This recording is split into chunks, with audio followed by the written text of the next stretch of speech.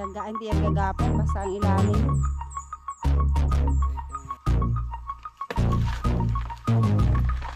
May mga tanim lang si cute lola dito na mga kamote. Ano, maasim pa. Abot kamay ko lang yung What's up guys? Balik lote update po tayo ngayon. Itong inisprehan namin pwede nang sunugin. Sabi ni Boyang po ano na daw to. Kaso lang nabasa kasi to kahapon umulan. Ewan ko lang kung ano pa to. Yan o. Ha? Basa ka umulan. Pero susubukan lang na sindihan kong masunog siya. Ayan. Hindi yan gagapang. Basa ang ilalim. Bantay kaya. Ayan. Etong dito hanggang dito lang naman yung inisprehan. May mga hindi namatay. Etong dito kay Ma'am Jo. At saka yung sa gitna namin. Yung talaga ang ano na siya. Brown na. Maano na yan pag sinunog. Kung mainit na mainit sana. Kaso lang alanganin yung init. Tsaka basa yung ilalim dahil umuulan tuwing hapon dito. Pati dito nagdapaan na yung mga damo. Dito naman sa gilid nila Ma'am Jo. Dito sa may road right. Pero itong dito sa may likuran yan buhay na buhay. Ha? At saka yung saging kasi kahapon kinuha namin yung saging na dito sa malapit sa may lutuan. Inuwi namin sa bahay kasi nakatulo na yung ano niya, yung dagta. Eto nakita namin kahapon, nag-ano na pala siya, nabiyak na yung isa. Oh, sana isa lang ang nabiyak niyan. Ayan, pwede na rin kaya ito yung pinuntahan namin dito para putuli na rin siya. Kasi dadami ang biyak niyan pagka hindi pa naputol. Itong dito naman sa isa, ewan ko kung baka next week, pwede na daw to by next week. Ito sa gitna siguro be, ang malakas mag-apoy, namatay doon no. Sabi nga ni mama, yung mainit na mainit talaga magsindi dyan. Ngayon makulimlim, kaya tsaka basa pati yung ilalim niya. Try lang. Basa pa. Kaya nga. Unas. Unas di ay. Ito na lang muna lang saging. Ang puputulin. Kahit dito sa road right, namatay naman yung mga carabao grass tsaka yung ibang damo. Pero ito talagang ano, ang hirap nitong patayin. Parang hindi na mamatay sa spray. Itong ganitong damo.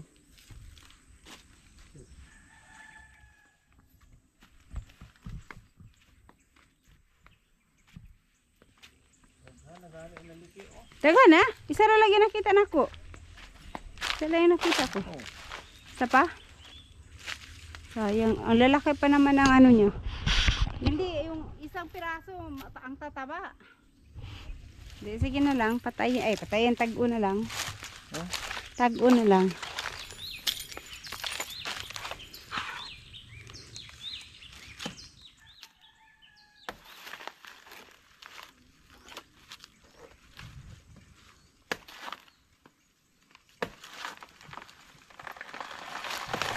Yun. Sa gitna. Para masunog. Pagka kagaya nito. Laya na ba? Sunog na dayon.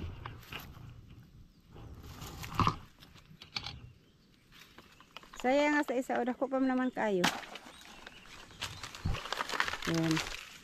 May aantay na naman kaming mahinog. Yung kahapon na kinuha namin, may hinog siya ng konti. Ay, may umuusok dun sa kila JR. Nagsunog siguro yung ano dyan. Sinunog nila yung mga damo. Sa bagay, matagal na nilang na-sprayhan yan. At patay na talaga yung mga damo. Kaya sinunog na rin nila. Oh, ay, ang linis na. Inalis talaga nila. Ay, ano. Yun yung sa taas kila Sikosana. Sikosana bags. Yung may-ari ng Sikosana bags. Sa kanila lang yung doon. At saka yung sa mangga. Daming mga bags. Lahat yata ng mall. Meron silang ano, bags. Kanda yun. Saan to ano, itambak.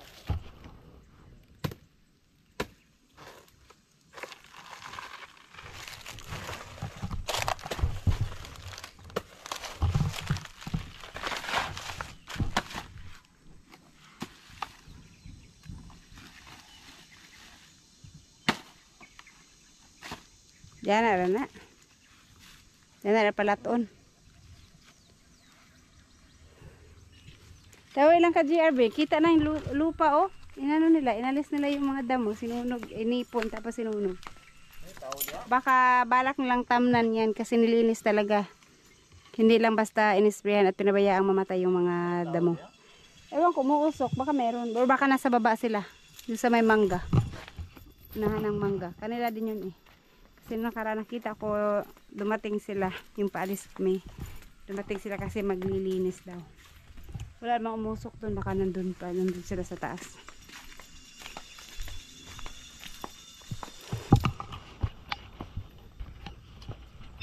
Eto, ilang piling lang siya. Pero matataba yung bawat piraso niya. Kaya na. 1, 2, 3, 4, 5, 6, 7. 7 piling lang ata.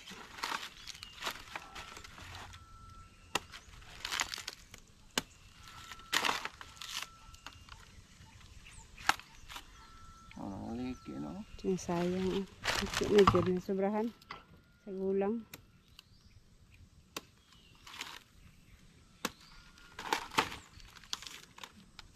Lalo na by next week. Mas mahirap nang pumunta dito, mas bihira kasi baka by next week manganak din yung inahing baboy namin.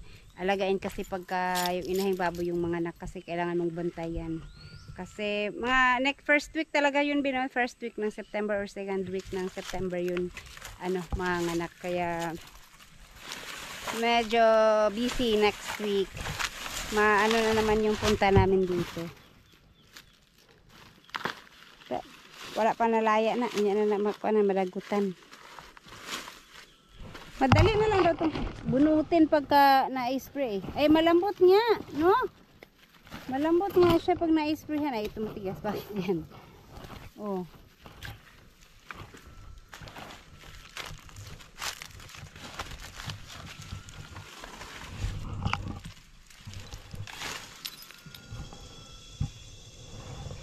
Ayan, nandito po tayo sa lote ni Sir Arnold. Ayan, ito yung bagong pinalinis ni Sir Arnold kila Cute Lola. Hindi pa nasunod din yung mga damo dyan at palagi na ulan. Eto, at saka dito kay Sir Arturo, ito kay Sir Arturo is 200 square meter. Ito rin kay Sir Arnold is 200 square meter din. Ayan, at magtatayo po ata sila ng negosyo kasi sabi ni Sir Arturo, bibenta niya na itong kanyang lote. Pati itong kay Sir Arnold, may bibilhin daw si Sir Arturo. Nakalimutan ko kung ano yung tinext niya na bibilhin niya, parang sasakyan yun. Parang dump truck? Ano ba yun?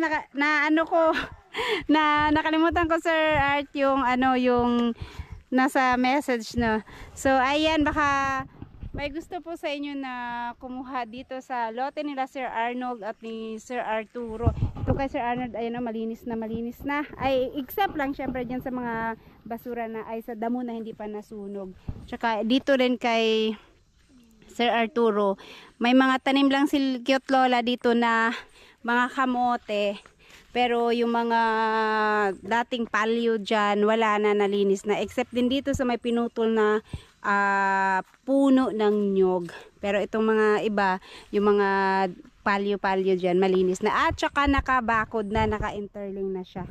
So, ay interling ba to? Hindi pala, wire. Wire pala to. Naka-wire na siya, oh. Pati po yung doon sa may Lanzones. Papakita ko ngayon yung sa may Lanzones. Pupuntahan ko mamaya. Ay ngayon pagkatapos dito. Sayang yun at may 6 na puno ng Lanzones yun. Malalaki pa naman yung at madaming bunga yun ngayon. Kaya pagka may kumuha yan, pwede na kayo mang-harvest. Mga ilang buwan na lang ma-harvest na siya. So pupuntahan ko mamaya yung doon, yung sa may Lanzones area. So ito yung kanya 200 square meter. Ito yung malapit sa bahay ni Jokes. Andun yung kay Jokes. At unahan naman ng konti yung doon kay kila Kabungot at kay Japper Sniper. Tapos yung isang lote ni Sir Arnold, nandun sa kabila yung may mga Lanzones. Ayun guys, ito din yung isang lote ni Sir Arnold, pangalawang lote. Ito yung nilinis nila, cute lola. So ayan yung bato. Tapos ayan, mula dito straight dyan hanggang dito sa kabila. Hanggang dito sa may malinis. Nandito rin yung isang bato. Ayan. Hanggang dun.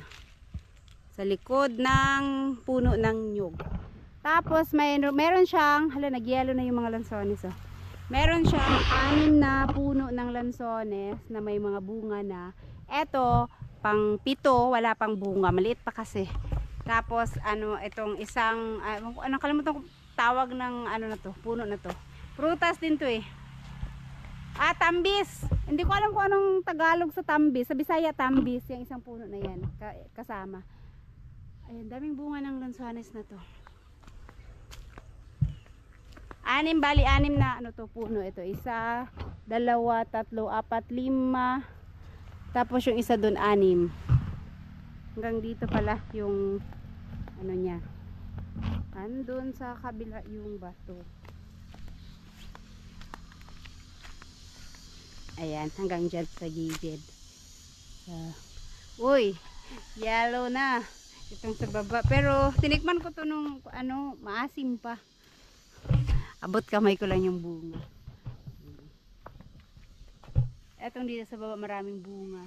Pero mas maraming bunga sa taas.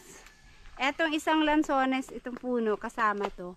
Sa taas sobrang dami yung ang kapal ng bunga sa taas. Pero nasa taas lang. Mataas masyado. Ito hanggang dito naman yung bato niya. So ayan, 200 square meter din siya. Etong bawat puno may mga bunga ng lansones. Marami naman yung bunga niya pero nasa taas. Bakit kaya gano'n nun? Yung iba yellow na, yung iba green na green pa. Pero eto, parang maasim pa siguro to.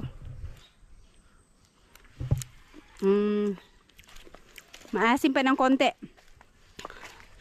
Sa bagay kasi hindi pa naman siya totally yellow talaga oh.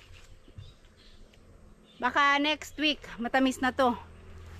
Itong ako manguha sa taas.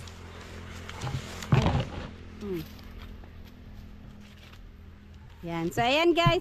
Kung baka gusto nyo pong magkaroon ng lote. Dito, ito, binibenta nila Sir Arnold. At mayroon daw silang importanteng paggagamitan.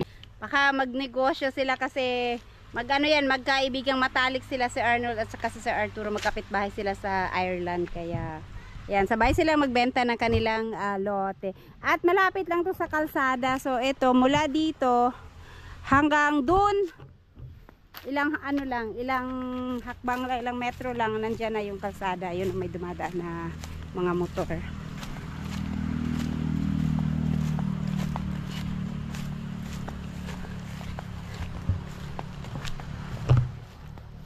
Ayan, malapit lang sa kalsada.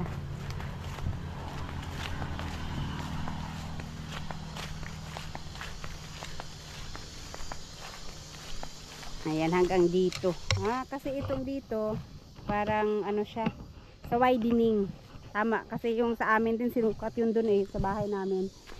Pinagpuputol nila yung malapit sa daan kasi magwa-widening daw. Hanggang dyan pala ang widening, no? Ang haba pala. Ang laki pala na mabawas sa lupa. Pag nasa tabing kalsada ka, dapat yung urong ka talaga bandaron kasi pag nag-widening, bali gagawin nila tong pati sa kabila iwa-widening din nila. Kasi bang tawag noon sa daan na ganito na kailangan naka 1, 2, 3, 4 magiging 4 lanes. Tara! Ayan guys, umaambon na. Kaya hindi talaga silab-silaban yung mga doon, mga damo kasi pag ganitong oras na nag-uumpisa na yung mga ambon-ambon hanggang sa hapon ulan na. Minsan sobrang lakas talaga, minsan naman di masyado. Alright. Uwi na tayo. Kita kani ma. Saan na? Let's go. Ibang put sa grass.